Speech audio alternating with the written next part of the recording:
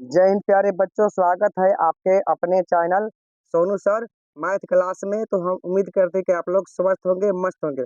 तो आज की वीडियो में हम पढ़ेंगे हम त्रिकोणमितीय अनुपात। तो आज हमें पढ़ना है प्रश्नावली 8.1 से रिलेटेड प्रश्न। तो चलिए आज का प्रश्न क्या है, प्रश्न की तरफ ध्यान देते हैं। तो आज का प्रश्न हमारा काफी शानदार है, काफी जानदार है।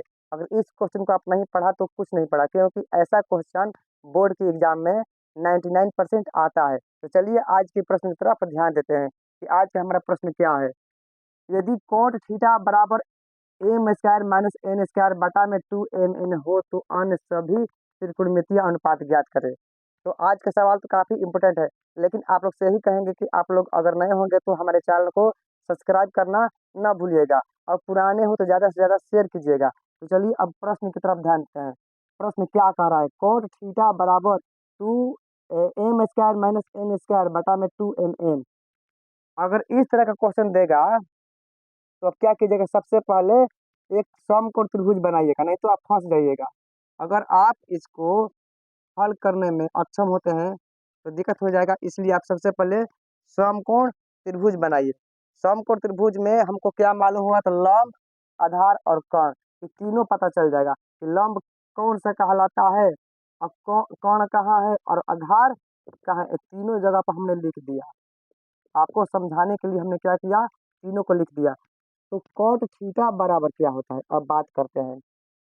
जैसा कि पिछले वीडियो में हमने आपको बताया था कि साइन थीटा बराबर क्या होता है, कॉस थीटा बराबर क्या होता है, टेन थीटा बराबर क्या होता है, कोसेक थीटा बराबर और सेक थीटा कॉस थीटा बराबर क्या होता है, सबके बारे में बताया था। तो सबसे पहले हमको यह समझना है कि कॉट थीटा बराबर क्या होता है।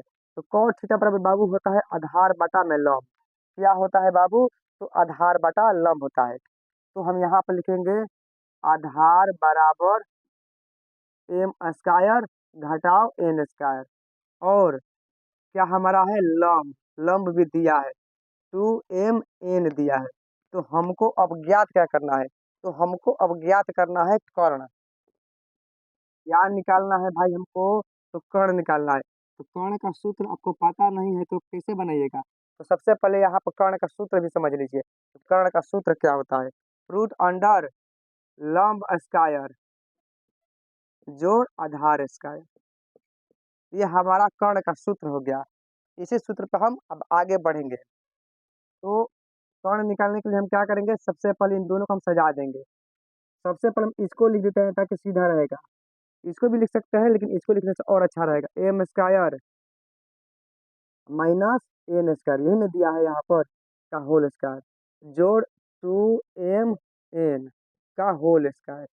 अब हमारा क्वेश्चन आगे बढ़ेगा, धीरे धीरे हमारा क्वेश्चन आगे बढ़ेगा।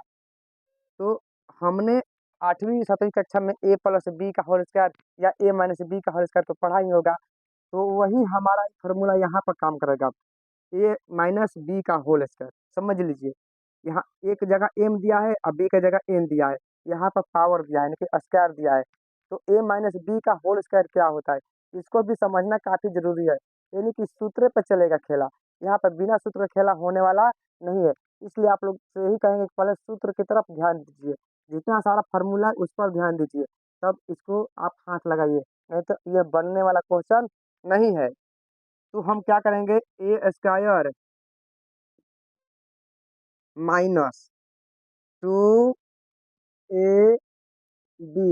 प्लस बी स्क्वायर, अब उसके बाद जोड़ 2mn M square N square, इस तरह हम सजा देंगे। अब आगे का कार्यक्रम हमको क्या करना है, तो इन दोनों को कटा देना, यहीं पर हम कटा देंगे, ज्यादा लंबा चौड़ा हमको नहीं जाना है, यहीं पर हम इसको कटा देंगे। अब क्या होगा कि हमारा बचेगा क्या भाई, तो एम स्क्वायर का होल स्क्वायर और जोड़ एन स्क्वायर का होल स्क्वायर, यही ना बचेगा दूगो। तो हम जैसे कि लिखते हैं रूट 9, बात यहाँ पर समझिएगा, रूट 9, रूट 9 का क्या होता है वर्गमूल भाई, तो 3 होता है। तो इसका भी वर्गमूल हमने कर दिया, तो इसका वर्गमूल आखिर क्या होगा, तो इसका वर्गमूल हमारा होगा एम स्क्वायर जोड़ एन स्क्वायर, हमारा रूट अब हट गया। तो ये हमारा क्या हुआ भाई, तो कर्ण हुआ, क्योंकि यहाँ पर हमने कर्ण निकालना शुरू किया था। तो हमारा कर्ण अब निकल गया है। तो आगे का कार्यक्रम हमारा क्या है, आगे हमें क्या करना है भाई, तो अन्य सभी त्रिकोणमितीय अनुपात निकालना है। क्या निकालना है हमें? तो सभी त्रिकोणमितीय अनुपात, जैसे कि sine theta, cos theta, tan theta, cosec theta, sec theta और कोट थीटा होता है। तो हमने तो कोट थीटा यहाँ पर देखा है कि यहाँ पर दिया है, तो क्या करेंगे हम? Sign theta, cos theta, tan theta, cosec theta और यहाँ पर हमने सेक थीटा लिख दिया। बाकी हमारा कोट थीटा वहाँ पर दिया है। तो साइन थीटा बराबर क्या होता है? तो लंब बटा कोण होता है। बात को समझिएगा, लंब बटा कोण। तो लंब क्या है? 2m n। अब बटा में क्या हो जाएगा हमारा? तो कोण कितना आया है? तो एम स्क्वायर जोड़ एन स्क्वायर आया है। अब cos थीटा बराबर होता है आधार बटा कोण। cos थीटा बराबर क्या होगा? तो आधार हमारा कितना दिया है? तो एम स्क्वायर घटाओ एन स्क्वायर। अब बटा में कौन क्या आया है? तो एम स्क्वायर जोड़ एन स्क्वायर, जैसा कि यहाँ पर दिया है। अब बात करते हैं टेन थीटा।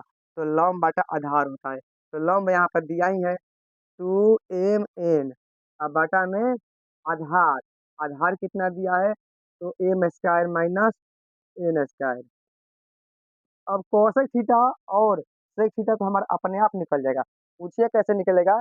तो जो साइन होता है उससे उल्टा कोसेक होता है, और जो कॉस होता है उसके उल्टा सेक होता है।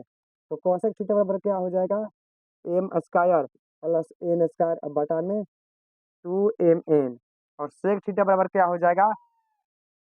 तो यहाँ पर क्या दिया है हमारा? M square minus N square बटा में एम स्क्वायर प्लस एन। इसको हम उलाट देंगे, लेकिन नीचे वाला कर देंगे ऊपर, ऊपर वाला हमारा हो जाएगा नीचे।